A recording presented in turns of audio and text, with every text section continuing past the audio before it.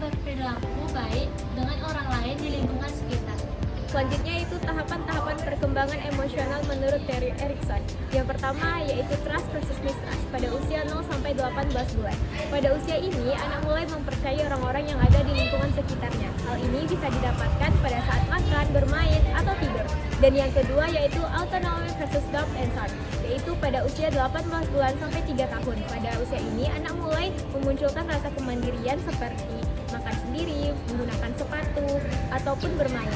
Dan yang ketiga yaitu inisiatif versus guilt, yaitu pada usia 3 tahun sampai 6 tahun. Pada usia ini mulai adanya keseimbangan antara fisik dan emosional anak. Anak mulai melakukan beberapa hal seperti menirukan orang dewasa, melakukan eksperimen, dan lain-lain. Yang keempat ialah tahap industri versus inferiority, yaitu tahap anak pada usia 6 sampai 12 tahun.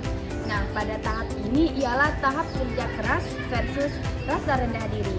Nah, tahap inilah anak sudah mulai membandingkan dirinya dengan teman sekelasnya.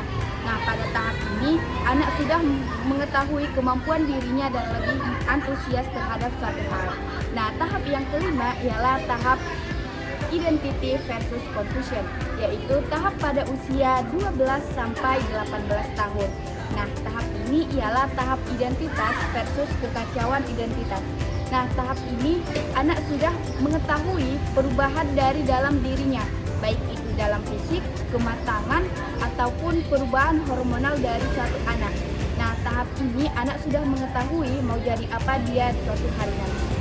Yang keenam ada intimacy versus isolation, yaitu di umur 18 tahun hingga 35 tahun.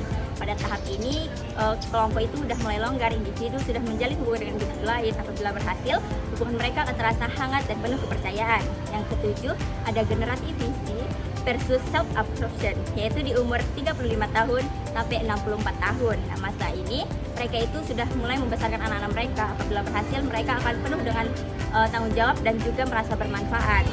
Yang 8 ada integrity versus dengan despair, yaitu umur 65 tahun ke atas. Pada masa ini, apabila mereka itu penuh kepercayaan diri, maka mereka akan merasa diri mereka itu bijaksana. Namun apabila gagal, mereka akan merasa takut dengan akan kematian. Nah, selanjutnya ada faktor pendukung perkembangan sosial emosional.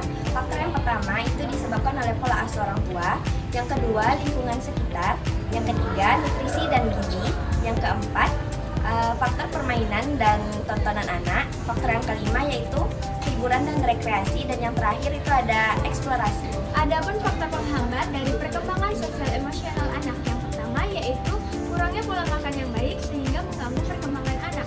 Yang kedua, gizi yang buruk dapat mengakibatkan energi dan kekuatan anak menjadi rendah. Yang ketiga, cacat tubuh dapat mengganggu perkembangan anak.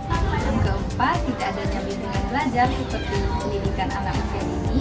Yang kelima, rendahnya motivasi belajar. Dan yang terakhir, adanya rasa takut dan rasa minder ketika berada di dekat teman, sehingga mengurangi rasa percaya diri. Peran guru dalam meningkatkan perkembangan peserta didik.